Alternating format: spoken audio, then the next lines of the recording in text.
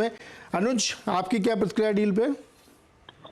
नीरज जी, देखिए, जो भी मैं कहूँ उसको एक डिस्क्लेमर के साथ लिया जाए कि रिलायंस ऑब्वियसली उस चैनल को ओन करती है जिसका हम सब हिस्सा हैं। लेकिन जो मेरी बातचीत हो रही है और मैं अभी गुरमीत को भी सुन रहा था, ये एक विन विन डील है और रिलायंस के लिए ये बहुत शानदार डील है, क्योंकि अगर आप स्टार इंडिया की वैल्यूएशंस देखें जो 2018 में थी और जिस वैल्यूएशन पर ये डील हुई है, मेरे ख्याल से करीब करीब 1/3 वैल्यूएशन पर रिलायंस ने ये सौदा किया है। तो एक इसमें आपको मुकेश अंबानी के नेगोशिएशन स्किल्स, उसकी भी आपको एक झलक मिलती है यहाँ पर। और वाकई में एक ग्रेट डील है और सिनर्जीज बहुत हैं। अब जैसे मैं आपको आईपीएल का ही एक एग्जांपल देता हूँ।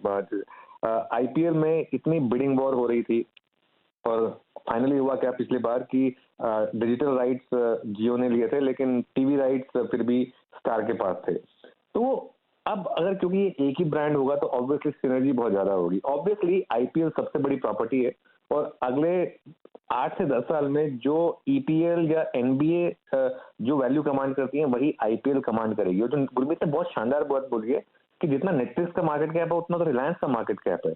और वॉल्ट डिज्नी के सीईओ की अगर आप स्टेटमेंट सुनेंगे, सबसे पॉपुलर मार्केट वर्ल्ड की इंडिया है और ये ग्रो ही करनी है। इस चीज को समझ लीजिए कि ये सिर्फ ग्रो करनी है यहाँ से मार्केट। तो मेरे ख्याल से ये एक विन विन होगा और एक मीडिया बेहमौत बनने की तैयारी हो रही है यहाँ पर।